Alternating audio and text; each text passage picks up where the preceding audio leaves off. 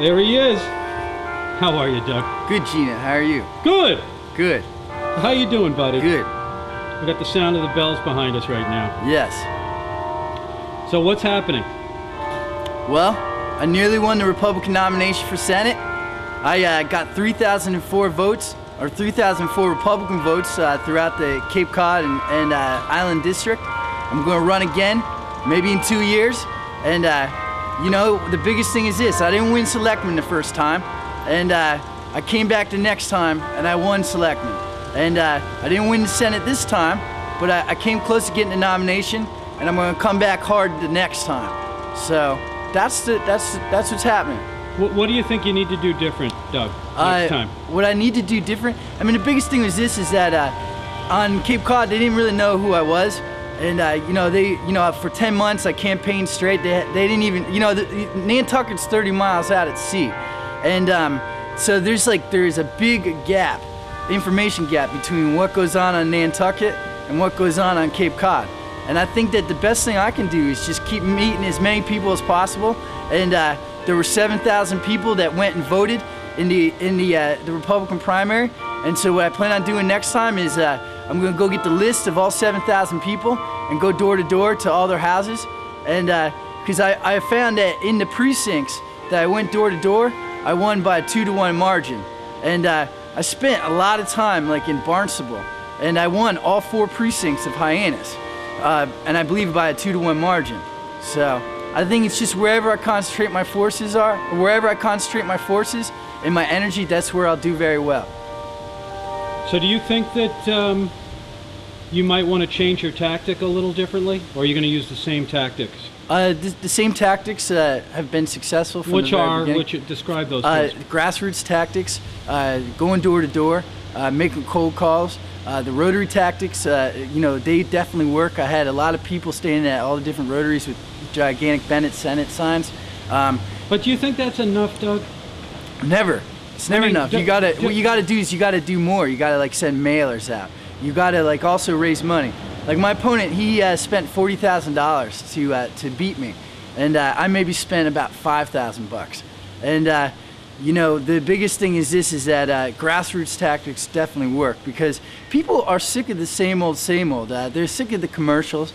They're sick of the newspaper ads, because they don't really tell you what's going on in politics and what the politicians really want you to do. And you know, what worked for me was the fact that I was able to get out there, and it's all that hand-to-hand, personal contact with people. And the people that I made contact with, they were the ones that came out and voted for me. And the people I wasn't able to make contact with, they didn't vote for me. So I think that if I go out there and I target these people even more, then I should be in good shape. And another thing is that you know, I'm not the typical Republican. You know, I'm a neo-Republican. And what I mean by that is that you know, I believe in the old idea, and the Republican idea of less taxes. When you cut taxes and you send the money back to the people, then they then spend it, and that stimulates the economy. And you know, I really believe in that. But also, I believe that you got to take care of the poor. And you know, maybe it's like a new, you know, it's a new idea. You know, Republicans taking care of the poor.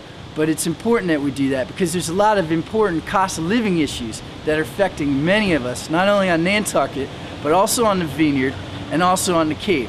You know, people can't afford to pay the high home insurance increases that we are all paying for now, especially as of October 1st. They went up again another 25%. People can't pay the high heating bills that we're going to be paying for again this winter. And people don't enjoy paying the high prices at the gas pumps. I mean, it's $4 a gallon of gas on Nantucket. However, you go to the central Massachusetts, it's about $2.20 a gallon. So there's definitely just gouging going on, and the people aren't being taken care of, and the government needs to be fixed. And it takes time. You know, I mean, you know, I'm 30 years old, and you know, I have big dreams, and I want to do big things.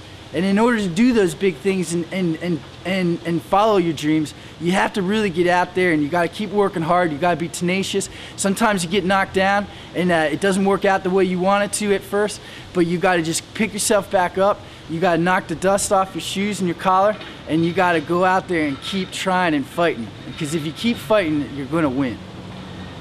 And as far as your commitment to Nantucket, Hey, where are you on that? Where are you thinking? I mean, Nantucket is always going to be a very important part of my life. You know, I love Nantucket. This is my home, and it's going to continue to be my home. And no one has anything to worry about. And we'll be here for a very long time. And you never know. Maybe one day after I win the state senate, maybe I'll be U.S. Senate. I'll be living out here. Who knows? But Nantucket is, you know, I'm always going to do everything I can to help the people in Nantucket because it's important. You know, people can't afford to live out here. You know, they're leaving. Natives and locals are leaving all the time because they can't afford the high cost of rent, right? Why should you go get a piece of pizza for $3.50? That's expensive. So how are you going to help the people on Nantucket find cheaper housing so that they stay? I think that what we need to do is we need to go to the areas on the island that are zoned to build an apartment complex that looks like the hospital. You can make it look very classy, you can make it look very nice, and you can have a building out there. And I know there's a lot of people that don't want it in their backyard, but there's no reason why we can't do that in the airport area. Okay. So what are you doing with yourself these days? Well, what are you doing for work? I'm a carpenter, and Yeah. right now I'm doing sidewall on this building next to the Bob Mooney building, just right up the street. Mm-hmm. And you know, it's important. You know, you know, it's all about being a Renaissance man. You know, here in Nantucket, you know, people people have many trades and multiple occupations at the same time, and it's important to stay busy. So, did it hurt when you lost? well, I mean, no one likes to ever lose. However, you know, losing's part of winning. You know, you don't always win all the time. And what you got to do is you just have to keep going. And, you know, like Teddy Roosevelt said, you know, it's far better to dare mighty things and win glorious triumphs, even though checkered by failure, than rank with those poor spirits who neither enjoy nor suffer much because they live in the gray twilight that knows neither victory nor defeat. Right? And I'll tell you the truth, I'd rather go out there and take a shot at the heavyweight title instead of just sit back and wait and wish and regret down the road knowing that I could have done something or I could have tried. Because no one ever ran for Senate from Nantucket before. And I'm proud to say I'm the first. And I nearly won the Republican nomination. I got 3,004 Republican votes. That may even be more votes than anyone ever got before out here. But you know what? I look at that as success.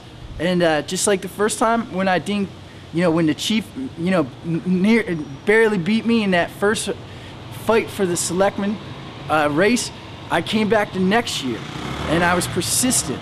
And persistence always beats resistance. And I will be back. And that's well, what all. about substance? Don't you still have to prove yourself, though? I mean, I understand what you're saying, and your energy, you've got more energy than most people I've ever met. But don't you have to prove to the voters that voted for you and the people that you represent that you got to be able to walk the walk, to do something that people are proud of? And absolutely, and I believe that is what's happened, because the first time when I ran for office, I went out there, and the whole point is getting out there and meeting the people. All right. 711 people voted for me that first time.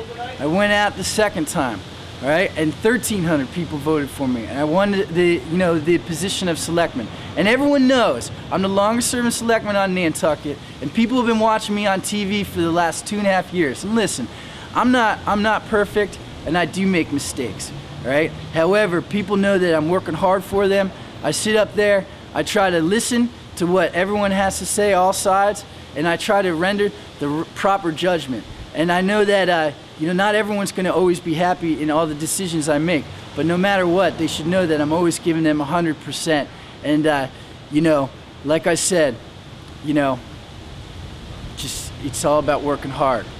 And people they watch on TV, all right, and they also read the newspapers. Look, it's concluded. It's a conclusion. Everyone knows it. Even she'll admit it too. The editor of the owner of the Inquirer Mirror, Marion Stanton, and I, we've had a feud for the last 4 years. But we had a meeting the other day, and we sat down and we shook hands, right, on a square deal, all right, and said, listen, you know, let's work together, because it's important to talk about important issues, not about soap opera dramas. And that's important, you know, and that's why, listen, I got 6 months left in my term, all right, and like Cincinnatus, you know, I said that I was only going to serve 1 term, and I feel that that is important, all right. It's important to circulate the positions of government and democracy so that you can continue to have good government. And I feel that in my term as selectman, I've done an excellent job. And remember, Harry Truman, he may not have been absolutely popular when he went out, but 20 years down the road, people started seeing how good of a job he did because he represented the people. And I believe that, you know, when I'm out of office and I'm doing something else, you know, maybe to a greater extent for the people in Nantucket on a higher level, you know, that people, they're going to be glad that I've done everything I possibly can to help Nantucket, because it's important. The people need help, and I'm here to do it. So you're not going to run for another? Well, who knows? Who knows what's going to happen?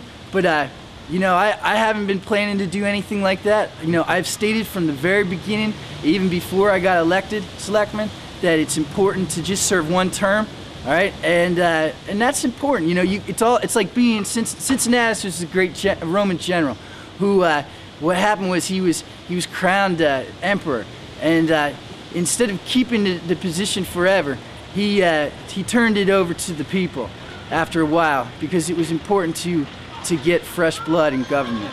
And that's the only way that you have, you know, you have government that's clean, that's not corrupt, that's honest, that's open and hardworking. And that's important to me. So you may not run, but you'll be involved in some sort of workings for the town, maybe sit on a few boards, maybe, who knows? If I don't run for selectman again, I'm running for the Senate. So you're going to stay with politics. You're going to try Absolutely. to shoot for that, huh? Absolutely. All right. I mean, I got like 42% of the vote, and that's pretty good for 1 man.